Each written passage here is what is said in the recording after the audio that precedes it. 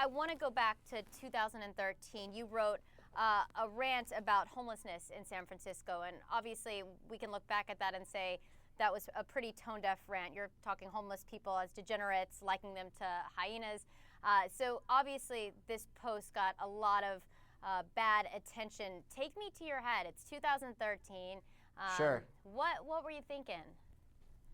I was really angry and frustrated at the time. I was angry that I didn't know how to make things better, and I didn't understand the problem, and I didn't understand why, living in such an expensive city, and there's so much struggle there for other people, and why we all have to, struggle through this together, and why there's not a better solution.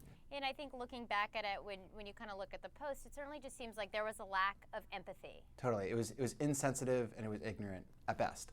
You almost became the symbol for people's frustrations about that disconnect between the tech community and the rest of society. What happened after that?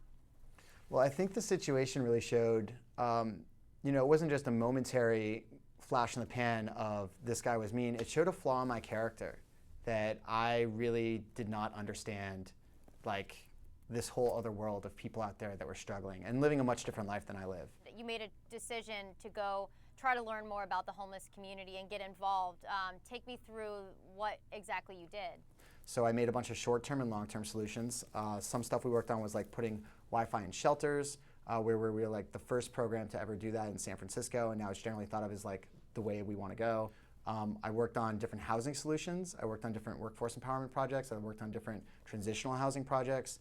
And I did a lot of things that were very different than how the city does it today, and the city was not happy about it, but they were problems that I believe would actually be solutions. And take me to this meeting this week. So you're in this meeting. So yeah, we're literally at an event cheering up people in the San Francisco homeless community that we've helped get jobs and celebrating them.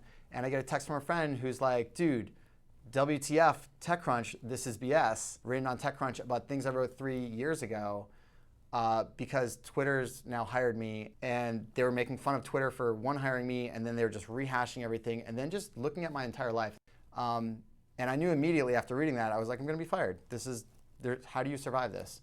Twitter hasn't confirmed why they didn't renew your contract. They don't comment on employees' contracts. What makes you think that this is why your contract wasn't renewed immediately? Yeah, well, it had nothing to do with my actual performance when I was working there.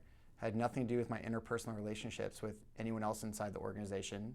And then, I was on calls till like 11 p.m. at night the night before, and then the next day it's all over. Why do you deserve a second chance? I think that I've done a lot to help not only change myself as a person, but also help the communities that I had spoken poorly about. And I don't even see myself as the same person I was that was 3 years ago. My life is completely different now. How I live my life is completely different now. And I don't think it's fair to judge me based on one Facebook post from the past.